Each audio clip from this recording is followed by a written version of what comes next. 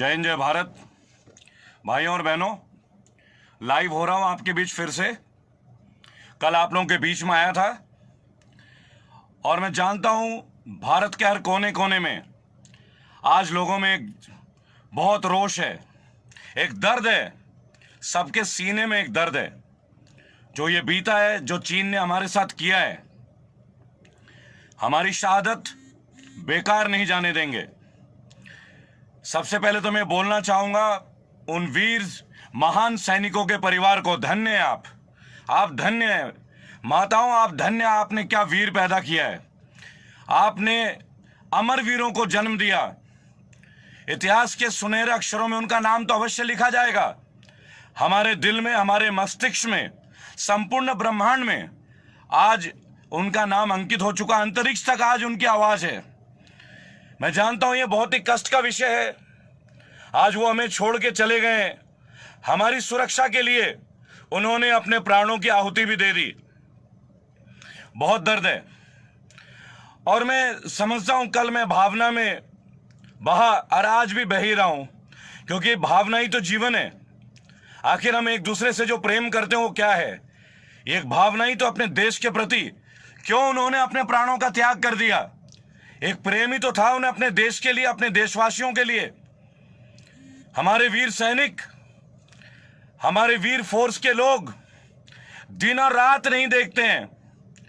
तापमान चाहे -45 डिग्री चले जाए, वो अपने जान देने के लिए तैयार रहते हैं, शत्रु की जान लेने के लिए तैयार रहते हैं। मोदी जी, आज इस दौर में सारे भारतीय आपके साथ हैं। बीजेपी के तमाम नेताओं को मैं आज एक बात कहना चाहूंगा, आज कोई पॉलिटिकल एजेंडा नहीं है। जहां राष्ट्र की सुरक्षा की बात है, हम सब एक हैं। आप हमें आवाज दीजिए, आप हमें बताएं क्या करना है। हम भी तैयार हैं। हर घर का हर लड़का तैयार है। हमारी अंदरूनी कुछ शिकायत होगी फिर बात कर लेंगे, कोई बात नहीं। लेकिन आज हम तैयार हैं। आज हम रण के लिए तैयार हैं, रण के लिए। आज हमारे शरीर का कण कण, लहू का एक एक बूंद तैयार है। आप आवाज देखें। हमारी वीर माताएं जिन्होंने अपने सपूत खो दिए, आज जब विभिन्न टीवी चैनलों में उनकी अंतिम विदाई को देख रहे हैं हम, तो दिल में आंसू नहीं है, आंखों में भी आंसू नहीं है, दिल में आग है, आग। प्रधानमंत्री जी, माननीय रक्षा मंत्री जी, इस बुरे दौर में, इस संकट के दौर में हम आपके साथ हैं। कंधे से कंधे मिला के तैयार हैं आपके साथ। बताएं हमें क्या करना है, कब कूच करना है, पर यह बलिदान व्यर्थ नहीं जाना चाहिए। रक्षा मंत्री महोदय, ससम्मान में आपको एक आह्वान करूंगा। भारत का हर बच्चा 10 चीनियों के लिए काफी है। और हमारी वीर औरतें और माताएं, उनके तो बेलन ही बहुत है, बेलन। मैं मानता हूं कि कल आवेश में आके शायद मैंने बहुत कुछ कह दिया होगा, लेकिन आखिर यह आवेश आता क्यों है? क्योंकि अपने भाइयों का लहू देखने की आदत नहीं है। यह देश अब अपना लहू नहीं बहाएगा। अब इस देश को इन चीनियों का लहू चाहिए। केवल चाइना के प्रोडक्ट का बहिष्कार नहीं, अब चाइना को जड़ से उखाड़ना है, जड़ से। केवल बॉर्डर पे नहीं लड़ेंगे, हर जगह लड़ेंगे जहां भी चाइना की चीजें हैं। भाइयों और बहनों, जब सरकार ये कहती है हमसे कि चाइना का बॉयकॉट करो, कैसे बॉयकॉट करेंगे जब आप चाइना को जमीन देते हो, यहां के वो प्रोडक्शन शुरू कर देते हैं, वीवो, ओप्पो और ना जाने कितनी कंपनी। आप जमीन देना बंद कीजिए। इन्होंने जो पैसे दिए हैं लौटा दीजिए। भगाइए इनको, यहां से भगाइए। इन्हें भगाना होगा। केवल यह नहीं कि आज चाइना के प्रोडक्ट को आग लगा दो, आज इनके मोबाइल तोड़ दो, नहीं, ऐसे नहीं। आप इनकी जड़ें उखाड़िए। प्रधानमंत्री जी, हम आपके साथ हैं, हम आपके साथ हैं, पूर्णतः आपके साथ हैं। बीजेपी के मेरे भाइयों और बहनों, मैंने आज तक जो भी बोला है, बतौर बागी और बतौर एक भारतीय बोला है। मेरे भीम आर्मी के वीर सैनिकों, मेरे राजपूत भाइयों, मेरे वीर जाटों और मेरे अत्यंत ही प्यारे गुर्जर भाइयों और बहनों, मेरे जाटव भाइयों, ब्राह्मणों, सब एक हो जाओ, सब एक हो जाओ। देश को तो हम ठीक कर ही लेंगे, पहले इन चीनियों को भी भगाएंगे अब। और देखो जी, अच्छा लगे बुरा लगे, कड़वी बात तो कही जाएगी। आप जब देश में उनको जमीन देगो और बोलोगे टीवी बनाओ, मोबाइल बनाओ, मशीनें बनाओ, इंडिया में बेचो, तो हम कहां तक बहिष्कार करेंगे? कैसे बहिष्कार करेंगे जी, बताओ कैसे करेंगे? मेरे प्रिय भारतीय भाई और बहनों, कुछ दिन से लगातार कुछ लोग एक बात कह रहे हैं, कल भी एक हैं, पता नहीं उनका क्या नाम है, मैं भूल रहा हूं, इतना इंपॉर्टेंट नहीं है। वो लिखते हैं कि तू क्या कर रहा है, यानी मेरे लिए मैं क्या कर रहा हूं। अपने हिस्से की जिम्मेदारी निभा रहा हूं, हर जगह निभा रहा हूं, मुद्दे उठा रहा हूं।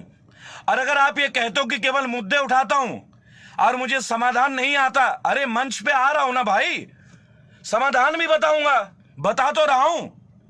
मैंने तो कही मेक इन इंडिया नहीं होना चाहिए, मेड इन इंडिया होना चाहिए। अब क्या है मेक इन इंडिया और क्या है मेड इन इंडिया, तो सुन लो मुझसे। मेक इन इंडिया में आपने चाइना के, कोरिया के लोगों को जमीन दे दी, उन्होंने हम जैसे हजारों भारतीयों को नौकरी पे लगा लिया, तनख्वाह देने लगे, और उसके बाद यहीं पे माल बेच के यहां से करोड़ों रुपए अपने देश में चले गए लेके। इसे बोलते हैं मेक इन इंडिया। अब रेबल सदानंद पति की बात सुनिए, जिन्हें लगता है कि मुझे समाधान देना नहीं आता। हमें मेक इन इंडिया नहीं चाहिए, हमें चाहिए made in India, made in India. आखिर क्या होगा मेड इन इंडिया, कैसे होगा मेड इन इंडिया? तो आप सुने और अच्छे से सुने। आप अपने देश के कंपनियों को जमीन अलॉट करें, ज्यादा से ज्यादा सब्सिडी दें, लोन दें, उनको यूनिट लगाएं और उनको माल बेचने दें, और बाहर भी माल बेचने दें, एक्सपोर्ट करने दें, ताकि बाहर से लाखों करोड़ों डॉलर हमारे विदेशी मुद्रा कोष में जमा हो। यह है मेड इन इंडिया, यह है मेड इन इंडिया। जब आप अपने लोगों को जमीन दोगे, जब आप अपने लोगों को सब्सिडी दोगे, सहायता दोगे, जब उगाही के लिए तंग नहीं करोगे। आपने तो चंद गिने चुने पूंजीपतियों को दे दिया। भाइयों और बहनों, हम बागी जरूर हैं, पर हम खिलाफ नहीं हैं। हम खिलाफ हैं किसके? हम खिलाफ हैं भ्रष्टाचार के ऊपर, हम खिलाफ हैं शोषण के ऊपर, हम खिलाफ हैं मजदूरों की दयनीय स्थिति को लेकर, हम खिलाफ हैं जो लाखों करोड़ों लोग बेरोजगार हैं। मेरे करोड़ों युवा भाई बहन आज बेरोजगार हैं, तो बागी बनना तो जिम्मेदारी बन जाती है ना। कोई कह ही नहीं रहा, कोई कहता है तो वो गधा कहलाता है, देशद्रोही हो जाता है। अरे भाई एक बात बताओ, अपने देश के प्रधानमंत्री जी को, रक्षा मंत्री जी को, वित्त मंत्री जी को ना कहें तो क्या जिनपिंग को जाके बोलूंगा? देख लो कितना बड़ा परिणाम हुआ है। कुछ ही महीनों पहले ये नूडल जिनपिंग इंडिया आया था तो बच्चों को मुखौटे पहना दिए गए थे जिनपिंग के चेहरे के, हमने कालीन बिछा दी थी। आज हम उसका नतीजा भुगत रहे मेरे भाई। क्यों स्वागत की जरूरत है? हम आत्मनिर्भर देश हैं, हमें जरूरत नहीं है। आप बैन कर दो, चाइना से इंपोर्ट बैन कर दो। आप ये मत बोलो कि बहिष्कार करो, आप बैन करो चाइना से इंपोर्ट, अपने आप समाधान हो जाएगा। आप एक्सपोर्ट इंपोर्ट बैन नहीं करते चाइना से। और देखिए अभी दिल्ली मेरठ कॉरिडोर जो बन रहा है, आपने अभी पिछले 4 दिन पहले चाइना की शंघाई की कंपनी को ठेका दे दिया 1100 समथिंग करोड़ का। आप गूगल पे देखें। क्या ये हमें शोभा देता है? पिछले 1.5 महीने से हम चाइना से जूझ रहे हैं, और इधर भारत में भारत के काम के लिए जो ठेका है वो उनको दे देते। हमारे सैनिकों को हाथ में हथियार दे दिया जाए, खोल दो तोप के मुहाने, निकाल दो आज न्यूक्लियर बम, हम तैयार हैं अपनी कुर्बानी देने के लिए। और मेरे भाइयों और बहनों प्लीज, जो मेरे खिलाफ है, मेरे विरुद्ध है, ऐसे मत लिखो कि मैं केवल बोलता हूं। मेरे भाई आज बोलता हूं तो करोड़ों लोग साथ हैं। अरे आज तो कोरोना में लॉकडाउन है, एक बार परमिशन तो दे दो, बोलो कहां आना है।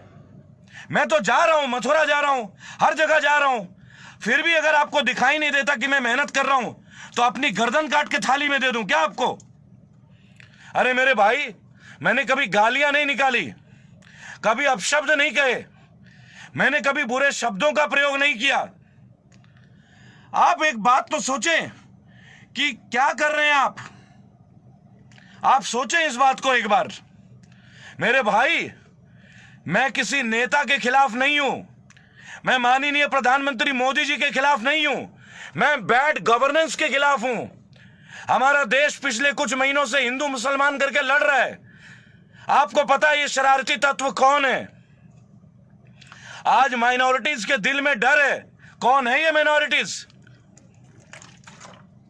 लाखों करोड़ों क्रिश्चियन भाई बहन, हिंदुओं के विभिन्न जातियां, ओबीसी, एससी, बौद्ध धर्म के मानने वाले, मेरे मुसलमान साथी, मेरे वीर भाइयों, सबके मन में एक डर और वहम पाला जा रहा है।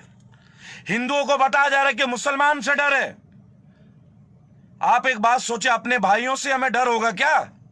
क्या हमें अपने भाइयों से डर होगा जिनके घर हम सेवई खाते रहे, जो हमारे घर पूड़ी सब्जी खाते रहे, जिन्होंने दिवाली हमारे साथ मनाई? मेरे भाई, आप देखो, मैं मुद्दे उठा रहा हूं, मुद्दे, और मुद्दे उठाऊंगा तो समाधान। पहला मुद्दा उठाया था लोअर मिडिल क्लास के ऊपर। क्या गलत कर दिया जी? आप बोलते हो बॉयकॉट चाइना, बॉयकॉट चाइना नहीं, बॉयकॉट चाइना के प्रोडक्ट्स नहीं, आप चाइना का एक्सपोर्ट इंपोर्ट बैन कर दो, बैन। आपने क्यों ठेका दे दिया 2 दिन पहले चाइनीज कंपनी को दिल्ली मेरठ कॉरिडोर का?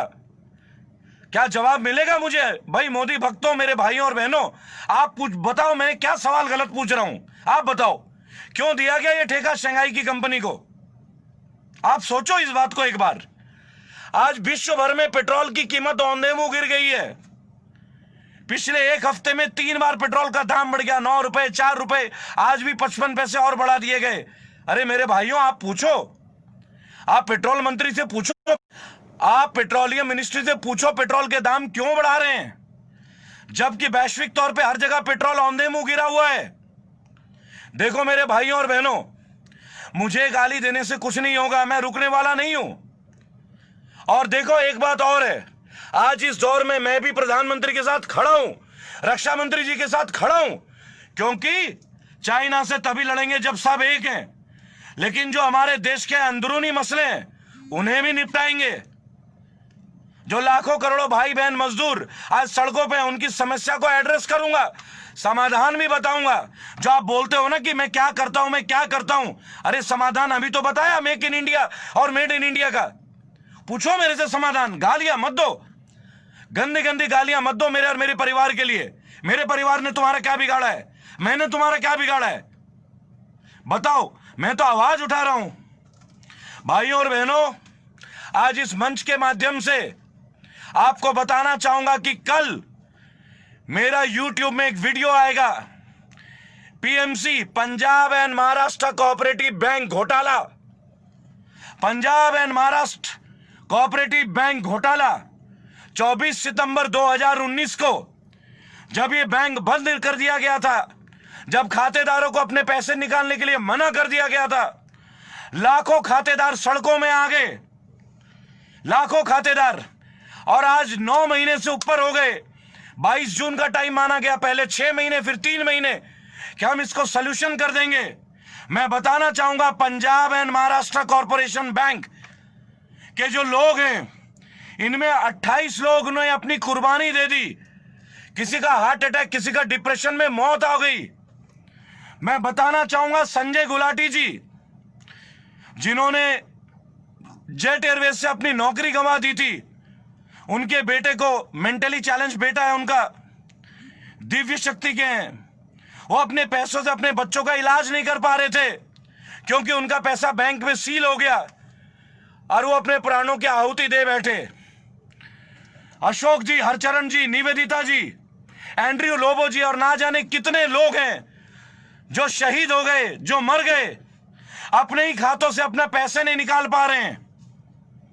दीवान हाउसिंग फाइनेंस लिमिटेड, आपको क्या बताऊं, दीवान कुलदीप वधावन, राकेश वधावन, राजेश वधावन, कपिल वधावन, सारंग वधावन, इन लोगों ने लाखों लोगों के जीवन में आग लगा दी, इनको बर्बाद कर दिया। मेरे भाइयों और बहनों, आज मैं इस मंच से उनके लिए आवाज उठा रहा हूं। आप लोग पूछते हो ना कि मैं क्या करता हूं। मेरे भाइयों, मेरे प्रिय मोदी भक्तों, मैं भी मोदी भक्त रहा हूं, फिर से बोल रहा हूं। आज मैं आवाज उठा रहा हूं Punjab and Maharashtra cooperative bank के उन भुक्तभोगियों का जो अपना ही पैसा नहीं निकाल पा रहे हैं। किसी का 1 करोड़, किसी का 1.5 करोड़, किसी का 50 लाख, बेचारे जीवन भर की पूंजी अटक गई। और तो और गुरु नानक जी का गुरुद्वारा और गुरु नानक स्कूल, जिनका पैसा यहां पे है, वो तक अपने पैसे नहीं निकाल पा रहे हैं। हाँ, मैं धन्यवाद देना चाहूंगा इस केस के लिए सुप्रिया सुले और नितिन गडकरी जी का, जिन्होंने निर्मला सीतारमण जी को कई बार रिक्वेस्ट किया कि इसका विलय करा दीजिए, इनको ऑक्शन करा दीजिए ताकि इन लोगों को इनका पैसा मिले। लेकिन गडकरी जी, अभी प्रयास में बहुत कमी है। सुप्रिया सुले बहन जी, मैं आपको सलाम करता हूं, लेकिन बहन जी मैं प्रार्थना करता हूं कि आप पंजाब और महाराष्ट्र बैंक के लिए ये मदद कृपया करवा दें। और इस मंच के माध्यम से मैं माननीय मुख्यमंत्री श्री उद्धव ठाकरे जी से आह्वान करता हूं कि महाराष्ट्र का मसला है, कृपया आप इसमें हस्तक्षेप करें, इंटरफेयर करें। भाई और बहनों, ये लोग अगर आएंगे तो ये सहायता मिल जाएगी। उद्धव जी, आप माननीय बाला साहब के बेटे हैं। बाला साहब के पास कोई भी जाता था तो वो खाली हाथ नहीं लौटता था। शेर थे वो, हिंदुत्व के शेर। क्या होता था हिंदुत्व? जब एक दूसरे की मदद करें, कोई फरियाद लेकर आए तो उसकी फरियाद सुना जाए। उद्धव जी, कृपया इसके लिए गौर करें। मैं माननीय उद्धव जी के बेटे से भी ये अनुग्रह करूंगा, आप युवा हैं, भाइयों और बहनों, कृपया आह्वान कीजिए। महाराष्ट्र के मेरे वीर मराठों, मेरे भाइयों और बहनों, बहुत सारे लोग हैं जो बहुत त्रस्त हैं। और मैं बताना चाहूंगा एडवोकेट दीपिका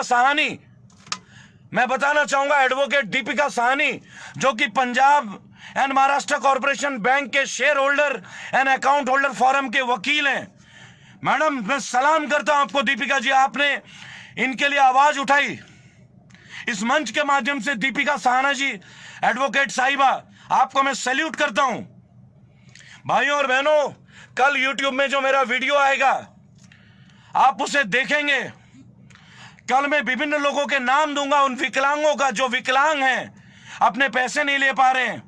इस भीषण कोरोना के वार में वो अपने पैसे नहीं निकाल पा रहे हैं। आखिर उनकी क्या गलती, उनका क्या गुनाह है? भाइयों और बहनों, चीन से भी लड़ेंगे और अपने देश के गद्दारों से भी लड़ेंगे। गद्दार कौन? जो देशवासियों को आपस में लड़ा देता है। और मेरे प्रिय भाइयों, जो मुझे ये कहते हैं कि मैं पैसे के लिए मर रहा हूं और मैं कांग्रेस का चेला हूं या केजरीवाल का चमचा हूं, एक बात आपको बताना चाहूंगा मेरे भाई, उनके क्षेत्र में भी जाऊंगा, वहां की भी आवाज उठाऊंगा, तब तो नहीं बोलोगे ना। ऐसे कयास मत लगाओ, मैनिपुलेट मत करो कि मैं तो पैसे खा रहा हूं। किसने दिए हैं? आपने दे दिए क्या मुझे? अगर आप पे पैसे फालतू पड़े ना भाई, आप ले आओ, आपको साथ लेके गरीबों में बंटवा देते हैं भाई। बहुत लोग हैं सड़कों में। और बिहार तो मैं आ रहा हूं मेरे प्यारे बिहारियों, भाइयों और बहनों, मैं खुद बिहार का पैदाइश हूं, आपको पता ही है, जमशेदपुर, जो कि अब झारखंड में है। लेकिन जब मेरा जन्म हुआ था तो बिहार में था। बिहार की दुर्दशा तो आपने भी देखी और मैंने भी देखी। आ रहा हूं मैं बिहार, आप लोग मुझे बुला रहे हैं, मैं बिहार आ रहा हूं। और बिहार का चुनाव देश का इतिहास बदलेगा। बिहार से नील की खेती का विरोध हुआ था, याद होगा आपको। चंपारण गांधी जी ने शुरू की थी, उखाड़ फेंकी थी नील की खेती, अंग्रेजों को भगा डाला था। आ रहा हूं मैं बिहार, आंदोलन के लिए तैयार हो जाऊं। वीर बिहारियों, मेरे भाइयों, तैयार रहो, आ रहा हूं मैं। जहां बुलाओगे आपके साथ रोटी खाऊंगा, उसी घर में बैठूंगा, उसी फर्श में लेटूंगा। आप कहते हो ना कि मैंने क्या किया, मेरे भाई, कम से कम मैं अकेला निकला तो था घर से, आज कारवां बन गया, करोड़ों का कारवां जुड़ गया। रेबल सदानंद पति अकेला नहीं है। आज रेबल सदानंद पति लाखों करोड़ों माओं का बेटा है, लाखों करोड़ बहनों का भाई है। गर्व से कहता हूं, दिल खुश हो जाता है। अरे गरीबी की चादर ओढ़ लेंगे।